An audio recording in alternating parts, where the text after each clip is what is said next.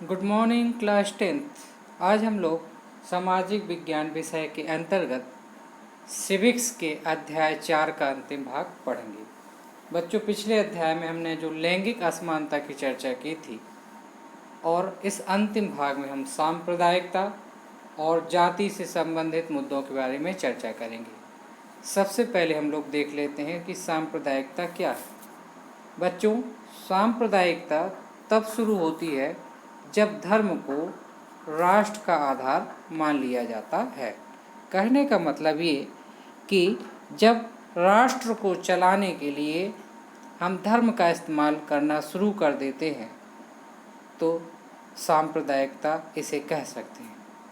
यह समस्या यानी सांप्रदायिकता की तब और विकराल हो जाती है जब राजनीति में धर्म की अभिव्यक्ति एक समुदाय के विशिष्टता के दावे और पक्ष पोषण का रूप लेने लगती है। यहाँ पर कहने का मतलब ये है कि जिस धर्म के मानने वालों की अधिकता होती है, उस धर्म के लोग जब राजनीति में अपने धर्म का इस्तेमाल शुरू कर देते हैं और अपने पक्ष पोषण की बात करने लगते हैं, तब दूसरे धर्मावलंबियों के लिए समस्या उत्पन्न हो जाती है, क्योंकि धर्म विशेष के लोग दूसरे धर्मावलंबियों के खिलाफ मोर्चा खोलने लगते हैं और विशेष रूप से अल्पसंख्यकों के विरोध में। ऐसा तब होता है जब एक धर्म के विचारों को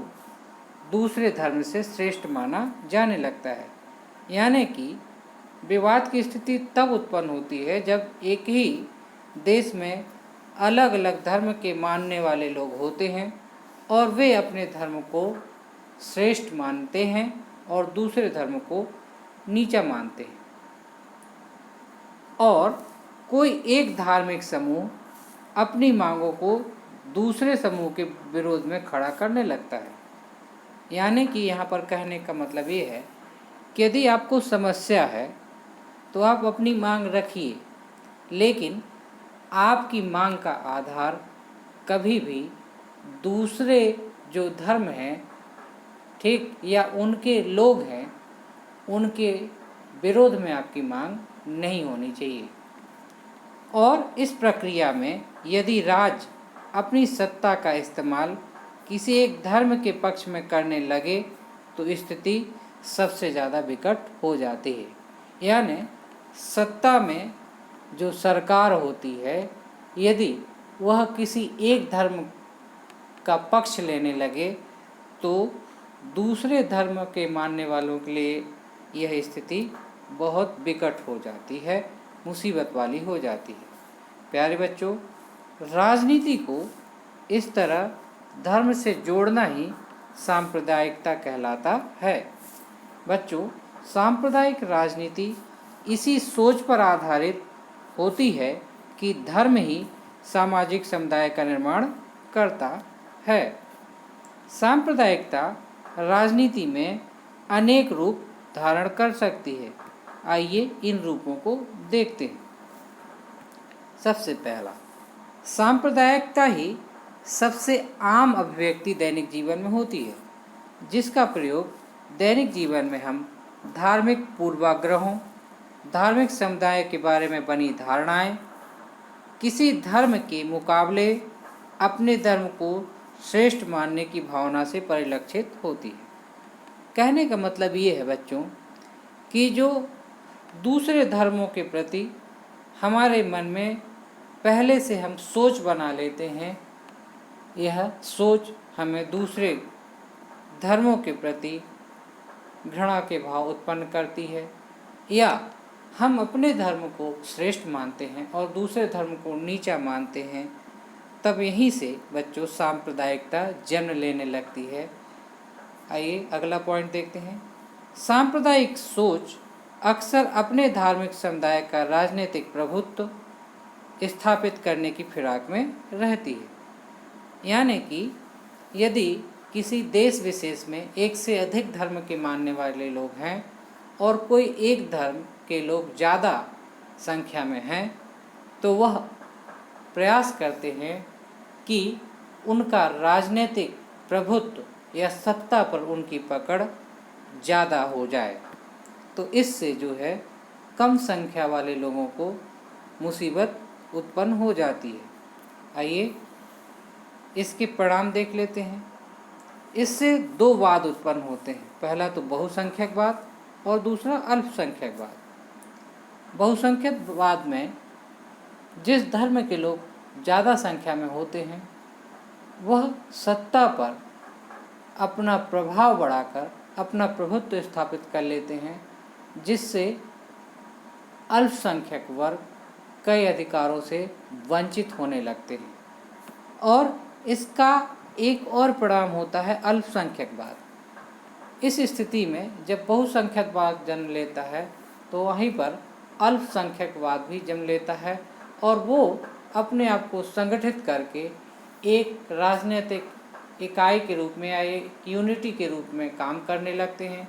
और जब यही यूनिटी अगर नकारात्मक दिशा में बढ़ जाती है तो वह देश के लिए खतरा बनने लगती है। आइए अगला पॉइंट देखते हैं। सांप्रदायिक आधार पर राजनीति धर्म के पवित्र प्रतीकों, धर्मगुरुओं की भावनात्मक अपील और लोगों के मन में डर बैठाने के तरीकों का उपयोग बहुत आम बात है। बच्चों, जब हमारे बीच धर्म के आधार पर, जिसे हम सांप्रदायिक आधार कहते हैं, राजनीति होने लगती है तो इसका फ़ायदा बहुत सारे धर्मगुरु उठाने लगते हैं। और धर्मगुरुओं के साथ जब राजनेताओं का मेल हो जाता है तो वे आम लोगों के भावना को भड़काकर उनके मन में डर बैठाने का काम करने लगते हैं। आइए आगे बढ़ते हैं। सांप्रदायिकता का सबसे गंदा रूप कभी कभी हिंसा, दंगा और नरसंहार भी करा देती है, क्योंकि जब लोगों की धार्मिक भावनाएं भड़कती हैं तो इसका फ़ायदा बहुत सारे असामाजिक तत्व उठाते हैं और वो देश और समाज में हिंसा भड़का देते हैं और जिससे दंगा भड़क जाता है और कभी कभी यह नरसंहार का रूप भी ले लेता है। आइए धर्मनिरपेक्ष शासन को जानते हैं। बच्चों, धर्मनिरपेक्ष शासन वह होता है जिसमें राज्य किसी भी धर्म का पक्ष नहीं लेता है। भारतीय संविधान में ऐसे बहुत सारे उपबंध किए गए हैं जिससे भारतीय शासन धर्मनिरपेक्षता को बढ़ावा दे सके। ठीक है, तो आइए देखते हैं कैसे। भारतीय राज्य ने किसी भी धर्म को राजकीय धर्म के रूप में अंगीकार नहीं किया है, यानी भारतीय राज्य का कोई अपना विशेष धर्म नहीं है। जबकि हमारे पड़ोसी देशों में जैसे पाकिस्तान में मुस्लिम धर्म, श्रीलंका में बौद्ध धर्म अपना रखा है। भारत का संविधान किसी भी धर्म विशेष को विशेष दर्जा नहीं देता। भारत का संविधान धर्म के आधार पर भेदभाव को असंवैधानिक घोषित करता है, यानी जो भारत है या भारतीय राज्य है वो कभी भी किसी धर्म के आधार पर किसी के साथ भेदभाव नहीं करता। यहाँ पर सबको अपना अपना धर्म, रीति रिवाज मानने की स्वतंत्रता दी गई है। भारत का संविधान विभिन्न धार्मिक समुदायों में समानता सुनिश्चित करने के लिए छुआछूत पर रोक लगाता है। तो भारतीय संविधान ने अपने प्रावधानों से यह भी सुनिश्चित करने का प्रयास किया है कि आप अलग अलग धर्म मानते हो, अलग अलग रीति रिवाज मानते हो, लेकिन आपस में आप छुआछूत नहीं कर सकते। इसके लिए बाकायदे आर्टिकल 19 में व्यवस्था की गई है। आइए देख लेते हैं जाति और राजनीति। बच्चों, लिंग और धर्म पर आधारित विभाजन तो दुनिया भर में मौजूद है, परंतु जाति पर आधारित विभाजन सिर्फ हमारे भारत में ही है। जातिगत असमानताएं, सभी समाजों में कुछ सामाजिक असमानताएं और एक न एक तरह का श्रम विभाजन होता है। आइए देखते हैं कैसे श्रम विभाजन होता है।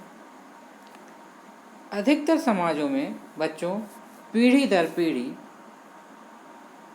एक ही पेशे को आगे बढ़ाया जाता है। जैसे कोई नाई का काम कर रहा है तो उसके घर में सभी लोग अब कई पीढ़ियों तक नाई का काम करते हैं। कोई दूध का व्यवसाय कर रहा है तो उसके पीढ़ी में कई पीढ़ियों तक यही व्यवसाय चलता रहता है। कोई सोने चांदी का काम कर रहा है तो उसकी कई पीढ़ियां सोने चांदी का काम करती हैं। तो इस प्रकार से जो पेशा हम अपनाते हैं वो कई पीढ़ियों तक हमारे घरों में चलता रहता है।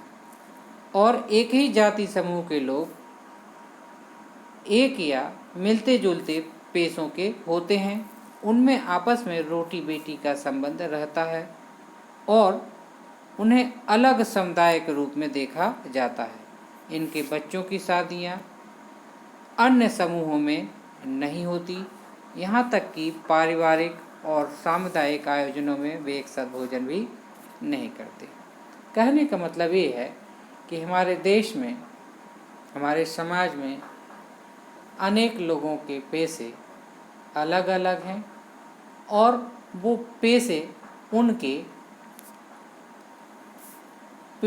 उनके परिवार में पीढ़ी दर पीढ़ी चलते रहते हैं, जिससे वो एक अलग समुदाय के हो जाते हैं। और उनका आपस में तो रोटी बेटी का संबंध होता है, लेकिन अन्य समूहों के साथ यह संबंध उनका नहीं हो पाता। इससे जो है असमानता उत्पन्न होती है। आइए वर्ण व्यवस्था देख लेते हैं। यह व्यवस्था अन्य जाति समूह से भेदभाव और उन्हें अपने से अलग मानने की धारणा पर आधारित है। इसमें अंत्यज यानी छोटी जातियों के साथ छुआछूत का व्यवहार किया जाता है। कहने का मतलब बच्चों, हमारे समाज में 4 प्रकार की वर्ण व्यवस्था का जिक्र किया गया है और ये 4 प्रकार के जो वर्ण व्यवस्था है, ठीक है, तो यह वर्ण व्यवस्था असमानता को जन्म देती है और जातियों के बीच ऊंच नीच की भावना उत्पन्न करती है।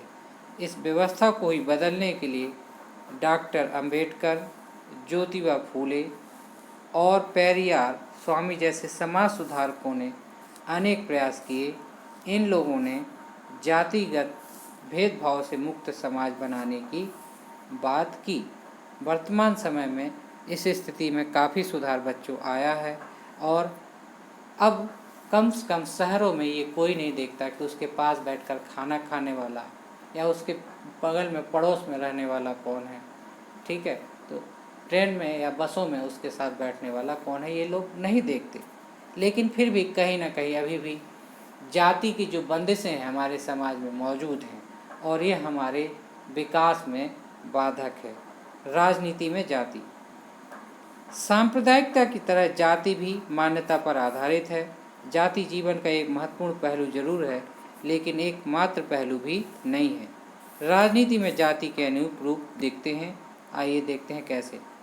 जब राजनीतिक दल चुनाव में अपने उम्मीदवार का चयन करते हैं तो वे उस चुनाव क्षेत्र में जाति गणित को ध्यान में रखकर यह करते हैं। अर्थात जिस चुनाव क्षेत्र में जिस जाति की बहुलता होती है और उस जाति के साथ किस अन्य जाति को मिलाकर हम चुनाव जीत सकते हैं, इसका ख्याल राजनीतिक दल करते हैं। यानी हमारी राजनीति फिर जाति पर निर्भर हो जाती है। सरकार गठन करते समय भी राजनीतिक दल यह प्रयास करते हैं कि विभिन्न जातियों और कबीलों को सरकार में उचित प्रतिनिधित्व मिल सके। राजनीतिक दल और उम्मीदवार चुनाव में समर्थन हासिल करने के लिए लोगों की जातिगत भावनाएं भड़काते हैं, जिससे समाज पर बुरा प्रभाव पड़ता है। राजनीति में जाति पर जोर देने के कारण कई बार यह धारणा बन जाती है कि चुनाव जातियों का खेल है और कुछ नहीं है। आइए जरा इन बातों को परखते हैं या गौर करते हैं। तो देखते हैं, देश के किसी भी संसदीय क्षेत्र में एक ही जाति का बहुमत नहीं है, अतः चुनाव जीतने के लिए एक जाति या एक समुदाय से अधिक लोगों का साथ लेना आवश्यक होता है। तो यहाँ पर जाति फिर थोड़ी सी डायलूट हो जाती है। कोई भी राजनीतिक दल एक ही जाति समूह के सभी वोट हासिल नहीं कर सकता। कोई जाति के अधिकांश लोग एक विशेष दल को वोट कर सकते हैं, जिन्हें हम वोट बैंक कहते हैं, लेकिन सभी नहीं करते। यदि किसी क्षेत्र में एक ही जाति के कुछ ज़्यादा वोटर हैं तो भी कई पार्टियां उसी जाति का उम्मीदवार खड़ा कर सकती हैं। तब तो आपको एक से अधिक जाति की ज़रूरत होगी चुनाव जीतने के लिए। एक ही जाति के अंदर अमीर और गरीब के हित अलग अलग होते हैं, इसलिए एक ही जाति के सभी लोग एक ही पार्टी को या एक ही उम्मीदवार को या अपनी ही जाति को वोट कर दें, ऐसा हमेशा नहीं होता। जाति के अंदर जाति, राजनीति ही जातिग्रस्त नहीं होती, बल्कि जातियां भी राजनीतिग्रस्त हो जाती हैं, क्योंकि हर जाति खुद को बड़ा बनाना चाहती है। जो पहले जिन समूह या उपजातियों को छोटा या नीचा बताकर अपने साथ बाहर रखती थी, अब उन्हें राजनीतिक स्वार्थ के लिए अपने साथ लाने की कोशिश करती हैं। क्योंकि एक जाति अपने बल पर सत्ता हासिल नहीं कर सकती, इसलिए दूसरी जातियों को अपने साथ लाने के लिए वे संवाद और मोल तोल करती हैं। आजकल राजनीति ने एक नए किस्म की गोलबंदी की है, इसे हम अगड़ा और पिछड़ा कहते हैं। यानी जो समाज का विकसित वर्ग है, ठीक है, वो एक तरफ हो जाते हैं और जो पिछड़े हैं वो एक तरफ हो जाते हैं, और यह हमारे समाज के विकास के लिए, देश के विकास के लिए बहुत हानिकारक है। इस प्रकार राजनीति में जाति कई भूमिका निभाती है। कुछ मामलों में तो ये कमज़ोर और वंचित समुदाय के लिए अधिकार पाने का माध्यम भी बन जाती है, लेकिन अधिकतर मामलों में ऐसा नहीं होता। प्यारे बच्चों, जातिगत राजनीति का सबसे नकारात्मक रूप यह है कि यह गरीबी, विकास, भ्रष्टाचार जैसे कई मुद्दों को आम जनता से दूर कर देती है। इससे भी बढ़कर जातिगत राजनीति हमारे समाज में तनाव, टकराव और हिंसा को भी जन्म देती है। यह देश के लिए अच्छे लक्षण नहीं होती। तो बच्चों, ये था आज का वीडियो लेसन। कैसा लगा कमेंट करिए, लाइक करिए, चैनल्स को सब्सक्राइब करिए। Thanks for watching Study Nation. Good bye.